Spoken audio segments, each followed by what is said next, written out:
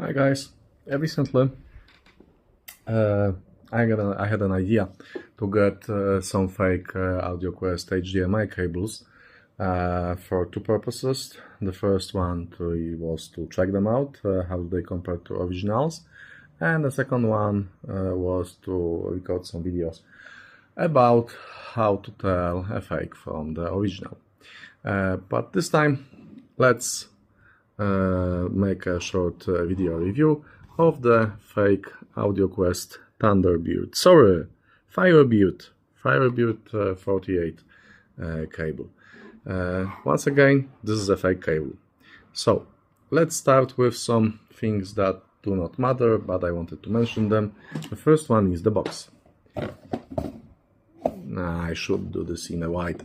The cable comes in a very nice box. It's actually a very high quality box, and I'd say that it's not possible to say this is a fake just by looking at the box.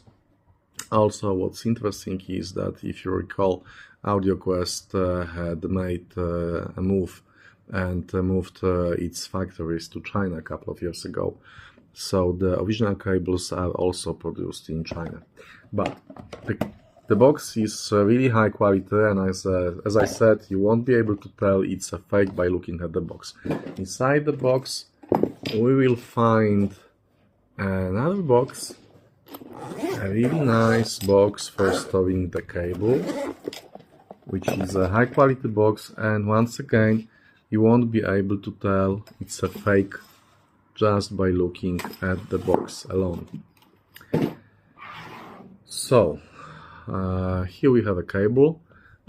It's got a DBS system, and it's a working DBS system. I've also checked the connection to the plug, and it seems to be okay. I've checked that with my multimeter, but I was not able to disassemble the plugs because the plugs are molded on the cable, and without cutting it open, without destroying cable, I'm not able to tell you anything more about the insides. So the binding looks very real. The cable is not so stiff actually. It can be bent very well. Okay, let's have it like that. The DBS system, this is supposed to be level X DBS system, but it looks and behaves like every other fake or real DBS system that I've checked in my reviews. Now, about the cable itself, does it make any difference, especially compared to original cables like this original cinnamon cable? Yes and no. Let's start with some theory. There are many guys on the web that are laughing about the quality changes coming from the digital cables, especially HDMI cables and USB cables. There are jokes running around like when I got this new USB audio file cable, my printer started to print very sharp printouts, etc., etc. Well, the thing is that I would say most of the guys, but I'm pretty sure that basically all of these guys haven't read the specifications for the HDMI data streams format or the USB serial audio data streams format. The thing is that along with the specification for HDMI plug standard and data transfer rates, there comes a specification that says about the way the data is being transferred over these cables. And the thing is, making the long story short, that there is no correction, no retransmission whatsoever in the HDMI streams. Bear in mind that these are HDMI streams, not MPEG streams. MPEG streams carrying the data for video and audio streams are being used between the digital devices, but for the transferring the data stream, not the actual video that's going to be displayed on the screen. If you catch my drift, if you understand the difference. So the MPG streams can be carried over Ethernet, over I don't know, modem cables, over Ethernet, any type of data connection that's using correction and transmission. And these cables that are carrying HDMI streams directly to your displaying device or are transmitting your I2S, I2S audio streams between your digital to analog converter and, for example, your digital to digital converter. And what actual lack of retransmission or data correction means in real life. It basically means that all of the errors, all of the problems with recognizing difference between 0 and 1 at the receiving end of cable, so basically in your TV or in your digital to analog converter, cannot be recovered and cannot be transmitted again in the correct format, because the receiving device has no idea that the data it received is actually wrong. Once again, another small part of the secret digital knowledge is the fact that though the cable transmits zeros and ones, it's not like they are transmitted in written text, which means that the actual signal passing through the cable is analog, because there is no other way to send the data, the digital data, without analog component. So it will be like a square signal carrying ones and zeros, and the receiver has to recognize when it has the analog level signal that's referring to the zero, and it has to recognize when the voltage reaches the level that amounts for the 1 signal. So all transmission problems, all errors caused by EMI or RFI, which means electromagnetic interference and radio frequency interference, can affect the information carried over the cable. And this means errors in the receiving device, but the receiving device has no idea that these were errors. It displays or renders the audio or video stream as it goes through the cable. So, that was quite long. Anyway, the thing is that if your HDMI or USB cable is not very well shielded, or it's not a good quality cable, it has some capacitance components in its impedance, it will cause errors. Will you be able to see or hear these errors? Yes, you will.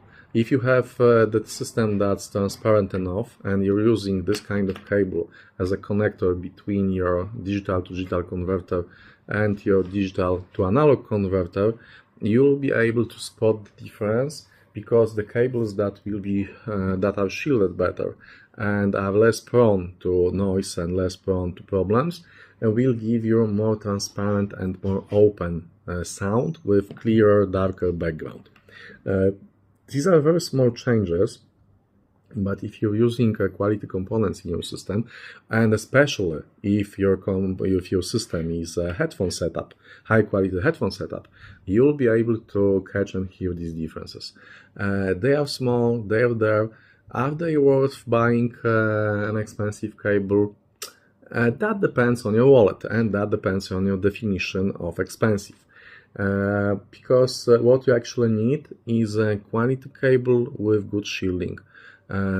So basically almost all branded cables, almost all cables which are produced by good brands have this shielding, okay?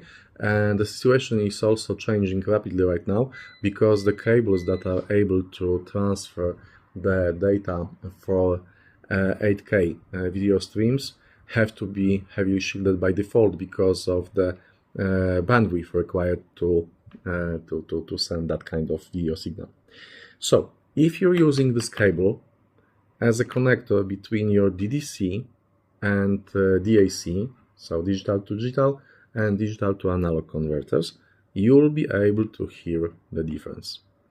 If you'll be using this cable as a connector between your, let's say, alpha wire and TV, I don't really believe you'll be able to hear the difference. At least I can't hear that.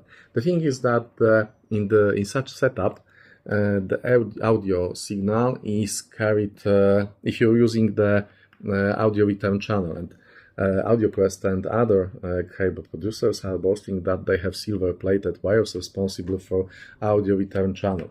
Yes, the theory says it makes sense, but the problem is that when you're using audio return channel, the source signal is your TV.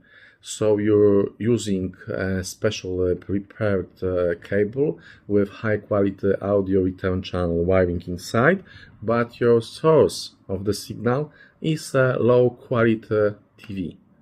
So it makes little sense to do that. As for the video, what's there? Well, these errors I was talking about are translating into problems with video signal, but not the problems like you'd have in, I don't know, errors in MPEG stream. So no picture or some blocks flying around your screen. No, these are very subtle errors that can be seen and recorded in uniformly colored areas of the screen. You can look on the web, and there is a couple of professional made reviews when the guys were using different cables, and they are pausing the video stream at exactly the same frame, and they were taking the pictures of the screens with professional cameras. Why this way? Why not screenshots? Because you have to remember that if you're taking a screenshot using your computer, you're not taking a shot of your actual screen, but you're getting the data out of video buffers of your graphic card. So you won't be able to detect any change in video or picture quality. Even if you would have your screen completely disconnected, you would be able to take a screenshot. So when they were taking the actual photos, professional photos of the screens, and they were checking them for differences, the most visible and the most easy to spot difference was the areas that were filled with uniform color. The higher quality cables tended to fill the area with uniform color, and the lower quality cables gave you some chroma aberrations. So some of the pixels were lighter or darker in a random way. And there comes another question. Will you be able to spot the difference when the picture is moving, when you're watching the actual video? In my experience, no. But this may be coming from the fact that my TV, although it's quite large, it's not a very high quality TV. If I would be using 8K setup with very expensive receiver and very expensive TV, then yes, maybe, probably, maybe I would be able to see the difference in colors. Maybe. But for now, I'm not. So, after this very long introduction, does this cable make a difference, and does it make sense to buy an expensive HDMI cable? Well, for the start, it makes sense to buy a good quality cable. So avoid all unbranded ones. If you're buying a cable, buy a cable that's capable of 8K or 10K video, because that kind of cable will be shielded because of the bandwidth required. So if it has shielding, it will be a good quality shielding, and it will be okay. Is it okay to buy this particular fake? Well, basically, Firebird is quite high on the AudioQuest cable list. It's surpassed only by the Dragon HDMI, and I would say that I own AudioQuest Pearl, which is the, I don't know, entry-level HDMI cable. original one. I own, and this is this original pearl. I also own original cinnamon, and I own fake vodka, fake Thunderbird, and fake Firebird.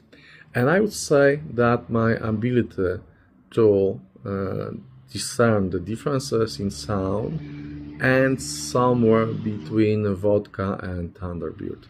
The Firebird should be better, and it probably is, but I'm not able to tell the difference. It's a very, very small difference.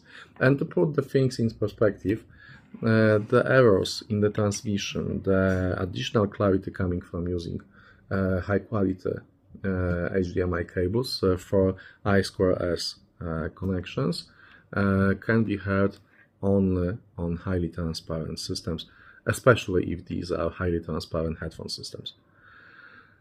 So all in all, the cable looks nice, the box looks nice. If you have money to burn, well, go ahead and buy it.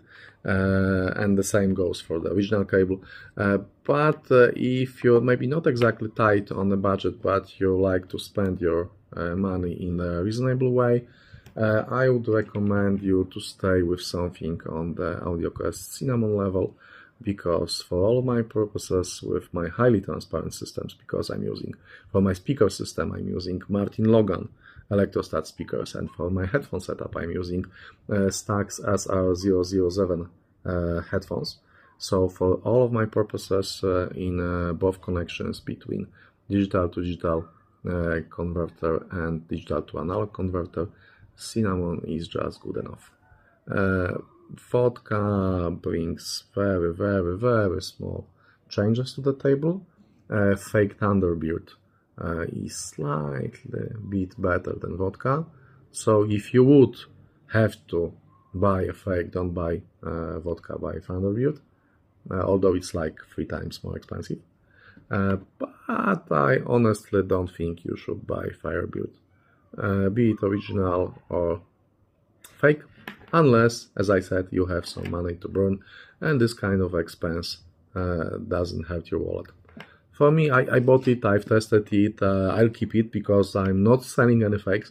Any fake cable that I buy for reviewing purposes and for my curiosity stays with me. It's my risk that I take. I'll review them, sometimes I'll use them, sometimes I won't use them, but I'll never sell them. That's it. I'm going to use this cable.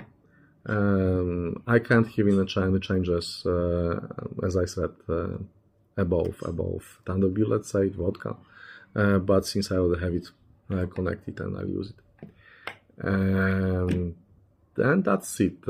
I'll make another video on spotting the fakes, so stay tuned if you're interested in that. And I hope you'll enjoy the rest of your day. See you next time, guys. Bye.